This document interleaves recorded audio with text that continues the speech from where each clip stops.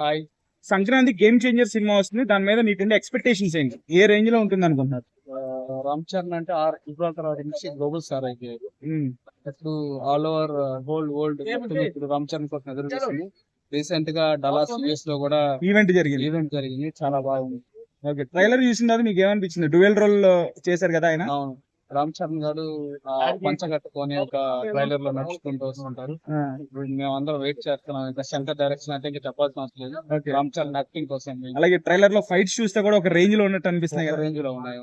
శంకర్ గారు direction mark అంటే చెప్పాల్సిన అవసరం లేదు. ఓకే, మేమందరం చాలా ఎదురు చూస్తాము సినిమా. అంటే చిట్టిబాబు రోల్ తర్వాత మళ్ళీ ఆ పంచకట్టు రోల్ కి బాగా అప్రిషియేషన్ వస్తుంది అంటున్నారు. ఆ పంచకట్టు రోల్ చూసిన తర్వాత రామ్ చరణ్ గారికి లుక్ బాగా సెట్ అయిందా అనిపిస్తుందా మీకు? అవును, సెట్ అయింది. అది ఆయన యాక్టింగ్ స్కిల్స్ ఇంకా చాలా చాలా ఇంకా డెవలప్ అయింది ఈ మూవీతో. ఇంకా మేము చూడాలి. ఓకే, ఓకే, రామ్ చరణ్ గారిలో మీకు బాగా నచ్చే క్వాలిటీ ఏంటన్నా బయట?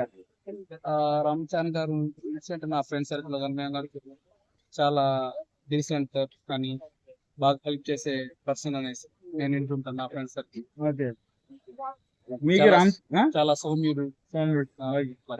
సంక్రాంతికి విన్నర్ నిలిచే సినిమా గేమ్ చేంజర్ అవుతుంది అనుకోవచ్చా? 100% నేను అనుకుంటున్నాను. రామ్ చరణ్ సినిమా 100% అంటే ఇండియన్ 2 సినిమాతో శంకర్ గారు లో ఉన్నారు, ఫ్లాప్లు కొడుతున్నారు, ఇంకా ఆయన పని అయిపోయింది అన్న వాళ్ళకి ట్రైలర్ చూసిన తర్వాత ఖచ్చితంగా కంబ్యాక్ ఇస్తాడని, బ్లాక్ బస్టర్ కొడతారనే నమ్మకం వచ్చిందా మీకు? డైరెక్టర్స్ అన్నాక సినిమా ఫ్లాప్ అవుతుంది, సినిమా హిట్ అవుతుంది.